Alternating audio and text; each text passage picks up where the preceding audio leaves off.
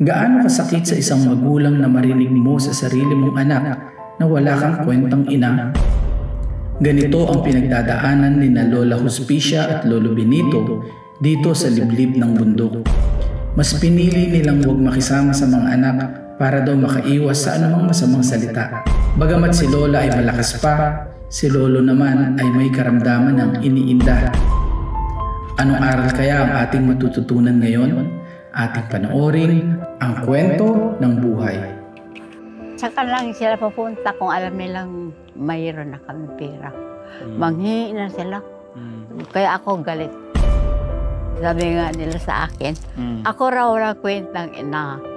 Sabi ko, wala akong kwentang ina, samantalang pinalaki ko kayo. Pinaaral ko ba kayo?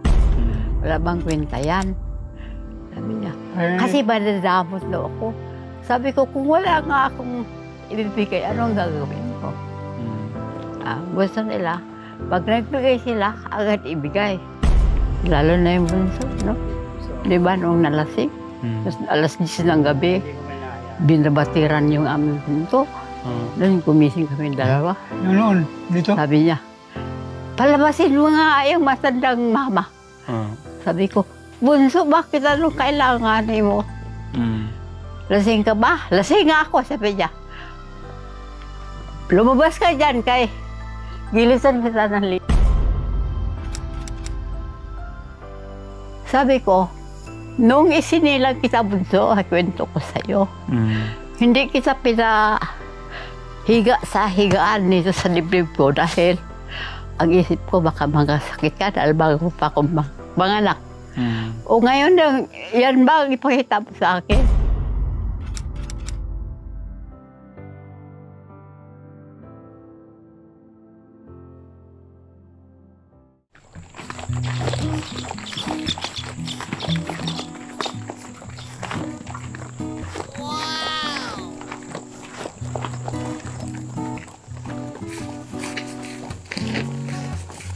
Saya pa, Bert?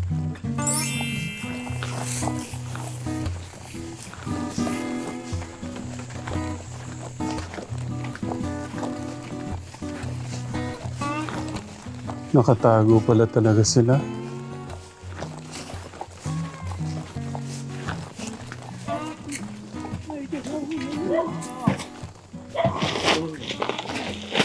Magandang tanghali po.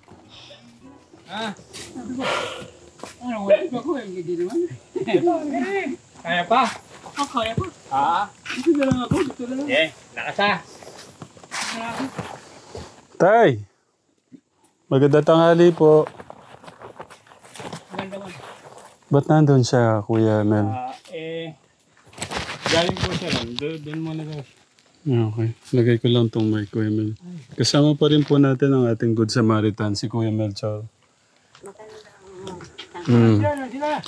Bisita na. Magandang tanghali po. Ano, basa po yung ano nyo? Galing po siya doon. Nag-CR sa ano? Nag-CR siya. Opo. Bless po. Sige. Kawawa naman kayo. Ako isa kong may sakit talaga ako. Iba pa natin sakit to. Ano po sakit nyo? High blood nga katapos. Dito mo. Halika rito, Manong. Buhatin kita. Kaya pa? Kaya pa. Kaya pa lapit mamatay. Hindi, malayo pa. Ay, nako. Oh. Kaya ya. Kaya pa. Tayo sa lilim, may init dyan eh. Kaya?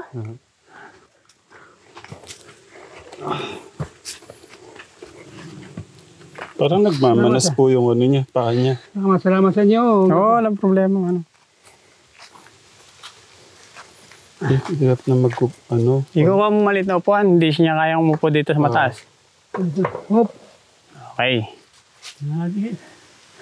Diba tayo upuan? Kami na lang. Nga po. Matalong pa yan. Oh, babasag yung ano natin, yung pagtatalong kaya ata. Mabasag na naman. Wala para ba tayo ipabayan? Talagang. Upo ka. Kung talagang kaya mo pa hindi mo yata kaya at di pa kaya mo po Hop, yan. Yun. Salamat. Baka malaglago kayo dyan. Upo kaya kayo maayos. No? May mga kamera kayo ah. Okay. Madalaw po kami dito sa grocery sa inyo, Lola. Sus Marsep. Kawawa naman pala kayo. Salamat naman sa inyo nga kami, pagbigyan kami. Anong mga kaibigan ko, bigyan ko lang ninyo. Pwede po kayo makilala, Lo? Pangalan po nyo? Ay, Benito? Ilan taon na po kayo? Ay, 84 na. Ilan yun? 84. 84. Mas matanda pala to dun sa... Sa kay Lolo. 84 na. Oh, mag-asawa din po pinuntahan namin kanina ka Tekram. Si Lola, pangalan la? Respecia. Ospicia? First time po makarinig ng pangalan Ospicia. Ilan taon na po kayo? 84. 81 siya, 82 naman ako. Oh. Nasan po yung ano? Nasan ba? Ay, Kuya Mel, nagbigay ko lang kay Lola para marinig si Lola. Mic lang ho to, no? Opo. Nasa po yung mga anak niyo? Nasa Barbiris. Nasa Ang iba. Iba sa Buanga. Dami kami anak. Dito sa Mindanao. Ay, kasipag niyo pala. Sipag ka magawa. Wala ka magawa. Talagang, alam mo lang, wala matutrabaho. Yun na lang. Mapagmahal pala si tatay. Ako may sakit. Hindi ko alam kung anong sakit ito. Hindi ko, nakalimutan ko na yung mga pamilya ko. Ganon. Alzheimer's. Boy. Nakakalimot po kayo? Opo. Hindi ko na po alam kung pati nga siya, hindi ko alam kung anong pangalan niya. Mag-ano lang kami, magtatanungan. Sabi ko, hindi ko alam ang pangalan. Basta ganito ako, hindi naman ako ngayon lang naman. Sa sakit na ito. Ngayon lang lumapo sa akin. Kumusta po yung buhay niyo dito, Lola? Ito.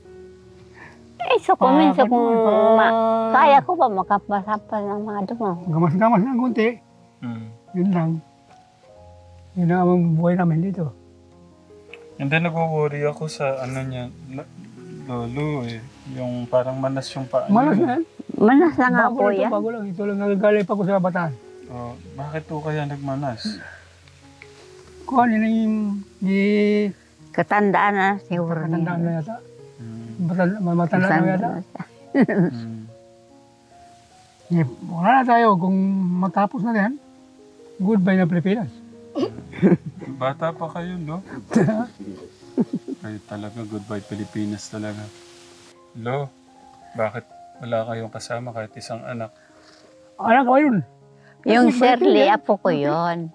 Shirley. Kuan, ako ang nagpaaral hanggang 10. Pero kailan lang manang umuwi, di ba? Kahapon. Kasi ako mong maliit. Yung maliit. Ay, anak ni... Walaga niya. Anak niya yun. Anak ni Shirley. May alaga ho pala kayo? Ha? May alaga kayong apo? Oo. Yung Shirley ko nila. Hindi, yung anak ni Shirley, alaga nyo. Oo. Diyan, saan? Dala niya. Dinala. Dinala. Sanay kami mag-alaga bata. Pagkagang hapon, hinanap ko na yan eh. Hindi na ko hanapin na baka mawala. Paano ko kayo nasanay eh? Hindi nyo na nga po malakad yung ano nyo, paan nyo. Ay, minsan maggapang. Mm. Ang mga magawa, talagang ganyan ito. Baka pwede ho tayong pumasok sa bahay nyo. Pasok pa po. Lola, Lolo. Ma'am, Yan. Tara po, pasok ko tayo. Hirap na ho talaga pala kayo maglakad. Wala po talaga. Gusto niya, buhatin ko na lang ho. Huwag na lang. Hindi na lang. Hupay. Hupay. paano ko pingungo dito? Pwede? Sige. Ha? Sige. Ay! Naku po! Mabigat yan. Oo nga! Para mapasukin kayo ng hangin. Ayan pala ang pinto nyo, ang laki. Lami, bravo! Ito pala ang bahay nila, Lola. Malalaki po yung aso niya, ano? Saan ka? Doon. Dito na lang ako. Okay. Dito na lang.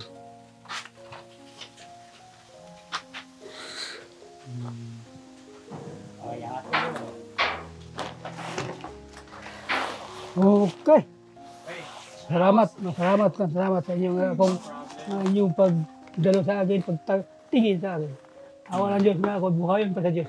Oo nga. Yeah. Buhayin pa ako sa Diyos. Siya man ang naglalay sa amin. Ang hirap na walang kasama sa ano yun. Okay po, ano? Oo. Ibig sabihin, mahirap yung wala kang kasamang anak. Pagka ganito na yung edad mo. Diyan po higaan nyo, Lo? Ha? Diyan po higaan nyo? Oo. Tabi po kayo ni Lola. Ay, hindi. Saan po si Lola? Hindi na. Saan kayo, Lola? Dito ako. Sa kabila. Pwede ko makita. Yun. Nagkilat lang yung mga damit. Pang kanya lang talaga. Wala talaga kami mga... Parang binagyo kayo, Lolo.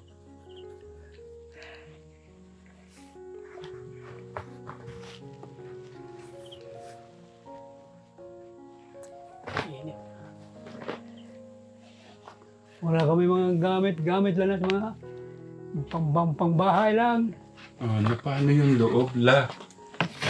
Nag-ano po ba kayo doon? Nag-away po kayo ni tatay doon? Ano? Nag-away po ba kayo ni Lolo doon sa loob? Ay, hindi ko. Bakit po? Parang ano, binagyo. Ano naman? Pwede mo ba kami makikain? Opo. Kain na.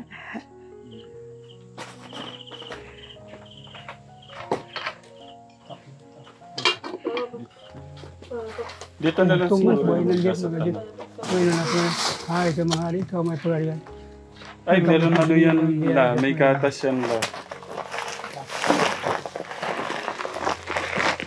Buksan ko po para makita niyo po yung laman, no?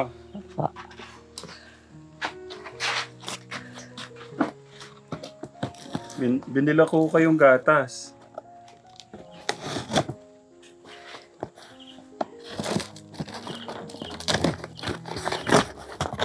Ayan po. Uy, Ayan po yan. May mga tuna dyan, no? Merong ano po dyan. Yung noodles so dyan na yun. Yan po yung mga tuna, corned beef. Ay, binilang ko kayo ng ano pala. Ng shampoo tsaka toothbrush. No? Lo? Wa. Toothpaste. Merong ano din po dyan. Kuya God. Salamat sa amin dito. Na? Maraming salamat. Ay, welcome po.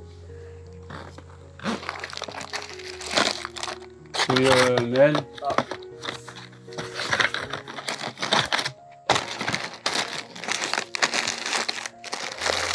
Ilang taon na sila lolo at lola dito? Bata pa po kami. 98 pa kami dito. Ah, Basa pa kami dito nung punta eh.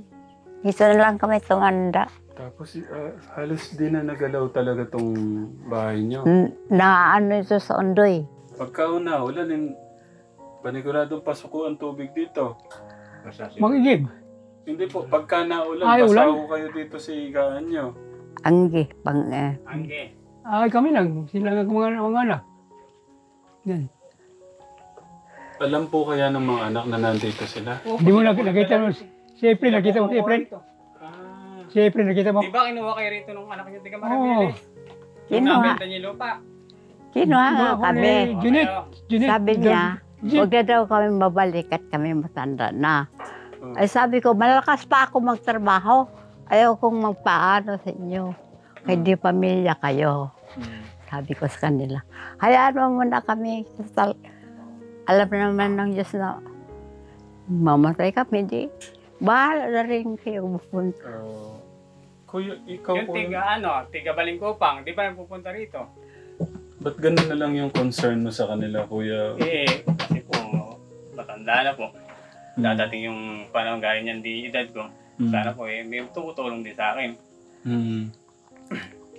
Mahal po kayo ng kapitbahay nyo. Mahal po kayo. Ay, siyempre kami, mahalan talaga kami dito. Kasi magkasama-sama ba? Basta marunong lang ka magkasama. Kapag kung ilayuan ko yun. Eh, awalan nyo sila eh. nakikisama na. Ako mas malamang ko sa kanila. Kasi po, dito ko lang nakita yung mga iba niyang anak nung makapag-ano sila. Yan dyan pa po si Paring Bunso nun. Kami ikaw, utol ko rin yan. Ayun, kami yung pala ka ako. Ikaw lang na, yan dati apit eh. Ano man yung sana yung tulugan. Maayos natin yung tulugan. Pagka po mahangin at mulan. Basa panigurado si Lolo dito. Pagka po naulan, napasa po kayo dito. Hindi naman kung may ulan. Kung halimbawa umulan, patak-patak lang dyan siya. Natutulungan din o kayo. Tabi yan. Hindi po ito, pagka naulan, wala ho bang gumaganon? Wala. Kung may hangin na malakas, papasok siya. Pero may nangyari na pong pumasok yung hangin na gano'n, no? Kuya Men, ano yung pwedeng gawin natin dito? Sa akin po, ang ano lang po dapat ito po, may plywood po talaga. Opo, kahit yung dingding lang po ma-plywood. Yung ano po, hindi na rin tatagal, yung haligi. Oo. Sigurado pagkahangin pong manilibigay. Sige, ano ba? Tapos tulugan ni Lolo, Tapos si Lola, wala din maayos na tulugan, Opo, tingnan So, pakita mo yung tulugan ni Lola. Tignan nyo ka, Tekla mo. Paano makakatulog si Lola doon? Nagkakala. Baka hindi nyo alam, may daga na pala dyan, may ahas na pala dyan. Yan ang ano ni Lola, higaan niya. Kasal po kayo, kasal. Kasal po. Kasal. Saan ho kayo nakasal? Dipulog. Sambuanga. Tanong ko lang, sino po yung pinakamabait sa mga anak niyo? Lahat naman sila mabait. Kaya lang sumpungin. Sumpungin. Ba't to kaya sumpungin sila? Kung makainom. Kung mayroon silang hingiin sa akin, kung wala akong ibibigay, nagagalit sila. Sa inyo pa huhingi? Opo. Kung minsan. Anak ng teteng naman. Lalo na yung bunso. Ay, sus Maria. Sige lang, gusto ni bunso ko, pag mayroon siyang hiningi, agad kong ibigay. Sabihin ko naman, wala na akong pera. At alam ko naman na magbigay ako ng pera, alam ko kung saan napunta. Ganun yan. Kaya ayaw akong magbigay. Kaya doon siya nagalit sa akin. Anak naman ng teteng.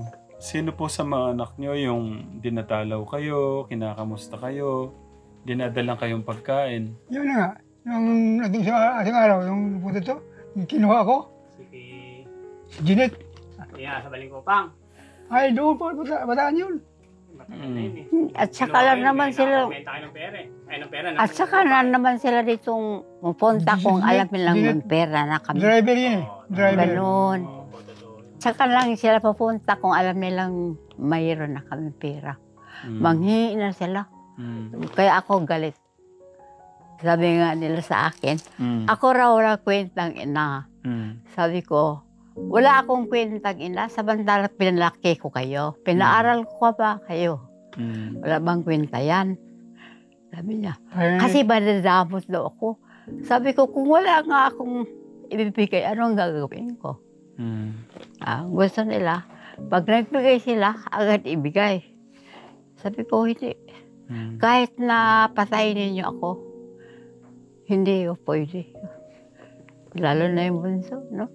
Di ba, nung nalasing? Alas 10 ng gabi, binabatiran yung aming pinto. Doon gumising kami dalawa. Yung noon, dito? Sabi niya, palabasin mo nga yung matandang mama. Sabi ko, bunso, bakit anong kailangan mo? Lasing ka ba? Lasing nga ako, sabi niya. Lumabas ka dyan kay gilisan kita ng liig. Sabi niya, may dala siyang itak. Ito naman, nakaupo. Pa, buksan mo kaya pinto. Ayaw naman yung buksan. Tapos sabi ko, bunso, kung ikaw nakain na, matulog ka na. Hindi ka naman inaano. Sabi niya, madamot. Sabi ko, Diyos ko, ano kayang ibibigay ko sa iyo kung wala nga ako? Sumpong-sumpong ba? Na hindi magbigay. Alas 6 ng umagahan, yan na. Yung butas na yan. Kinakamayan ako ng itak. Lumabas ka na dyan. Sabi ko, bakit? Lumabas ka na dyan. Itong itak na ito, hindi ito maano sa'yo. Hindi kaya makpan sa'yo yan. Ganon? Ganon. Grabe naman, no? Oo nga. Tapos umiyak na ako. Sabi ko, nung isinilang kita bunso, kwento ko sa'yo. Hindi kita higa sa higaan nito sa dibdib ko dahil ang isip ko baka magkasakit ka dahil bago pa akong manganak. O ngayon, yan ba ang ipakita mo sa akin? Sabi niya, oo, wala kang kwenta. Sabi sa kayo, wala akong kwenta dahil malaki ka na. Pinaaral kita. Anong ginawa mo? 3 buwan nagsulat ang teacher sa akin. Pumunta ka dito. Kayong bunso, hindi na daw pumasok. Hindi, nagpunta ko. Dito sa Manila. Tapos dumating siya. Anong sulat sa bunso ni teacher? Hindi ka na pumasok sa Sorbonne. Saan ka galing? Magtanong ka pa, sabi niya sa akin. Siyempre, magtanong ako, hindi ko alam eh. Sabi niya, dun, may kabarkada akong hold up ba? May barkada akong hold upper. Andun ako, sumapi ako. Naku, bunso, wala ka sa Diyos. Magsimba ka muna, baka mawala yan. Sabi niya, wala akong Diyos. Wala akong basas, sabi niya. Naku, kako, nasiraan na yata ng tuktok ng anak ko. Nasira utak. Aga yata sa Cebu. Naiyak na ako. Dami ang Cebu dito. Cebu. Dito, alam mo sino yung nagbigay dyan. Maraming Cebu dito. May sama ko kayo ng loob pa rin sa kanya ngayon? Siyempre, yung ginawa niya sa akin, napasulan ako ng liit. Hanggang ngayon, hindi ko siya inano. Kinakausap? Hindi ko naman siya. Pagdating namin dito, wala siya. Mabuti na lang ako, hindi niya kinukuha at ang mga gamit. Mga gamit ko nawala. Kinukuha namin. Yung sa kapitbahay namin sa kabila. Bininta raw. Sila naman na pumasok dito. Hindi ko na lang hinanap, sayaan mo na. Silang miyan. Pati mga drum na sa kanila. Pero ang concern ko talaga, yung makakasama ni lolo at lola, no? Kasi iba pa rin yung may, yung anak nandito, kasama yung mga magulang ng mga anak. Mahirap yung kung emergency man. Walang, kaya ako kada linggo, punta po rito, tinitingnan kung okay pa ba. Kung hindi ka po, hindi. Tatawag ako, minsan po ayaw mo na yung sumagot. Silipin ko. Para kung masyado tao sila pag kami tao. Andiyan na sa isang gilid. Thank you, Kuya Mel. Oo, wala. Grabe yung concern ni Kuya Melvin. Kuya Melchor. Tingnan ko na lang po kung ano yung matutulong namin sa inyo, Lo. No? Maraming salamat sa inyong pagtulong sa amin. Ang kami, binigyan kami biyaya sa Panginoon Diyos. Kasi ang Diyos, siya ang nagdala sa atin. Yeah. Hindi, malaking maitutulong ko sa inyo yung paano kayo umayos ng mga pamilya, yung mga anak nyo eh. Kasi merong, merong sama ng loob na nandun, kaya hindi ko kayo nag-uusap. Sayang Ilan taon na ho kayo hindi nag-uusap ng mga anak nyo? Nung iba? 8 taon lang. 8 taon lang ba, La? Pag nakapunta sila dito, nag-uusap kami. Ayun lang. Mas malayo kasi. Nung iba? Pero sana man lang, ako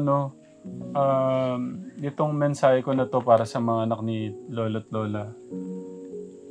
Sana po, hanggat malakas sila, kaya nating iparamdam yung love natin sa kanila, gawin natin yung nararapat na gawin natin para sa mga magulang natin. Kasi nga, sabi nga ni Nanay kanina, yung bunso, hindi niya sukat akalain na magawa nung anak sa kanya kasi nung linawal daw niya, ayaw daw pahigain sa matigas, baka daw masugatan, inalagay dito sa dibdib. Apo. Ayun ang ko sa pag lumaki, palaganan pala ang bata. Pag lumaki. Paano, Lo, balik na lang ko kami dito. Sige, Tingnan sige. ko kung ano po yung matutulong ko sa inyo. Pero gusto nyo, maglinis ko kami ngayon. Malinis namin yung loob. Oo. Linisin o natin. Ay, hindi ko. Wala. Hindi po, parang matupi ko yung mga kalat doon. Baka ako kasi may mga... Si Shirley ang mag-ano. Si Shirley na lang. Yung apo. Ako na, lo. Sandali lang naman. Hindi ko. Wala. Kami na lang. Pagtulungan nun namin nila, kuya, ano. Puy, kaya naman ka na. Nandito Nandito kayo. lang sila. Salamat Nandito na lang kami sa inyo nga O nakarating sige, kayo. kahit yung igaan nyo lang, aayusin ko. Ako na lumagayos. Kami na lang. Kaya ko pa naman. Kaya lang, kung abutin ako ng anto, tutulog ako. Ito po lang. Ano lang naman to? Yung mga sako-sako, yung mga tutupin, ayaw nyo talaga. Ako na lang po. Kami na lang. O sige lang, kung ano po, mabalik na lang ko kami, no? Maraming- Inom po kayong gatas, no? Opo. Sige. Maraming pong salamat dyan. Welcome po. Oh, ito pala yung ano, ulam ni lolo't lola. Healthy. Oh, yan, mas kaya nga tumatagal sila eh. 80 na, di ba? Oh.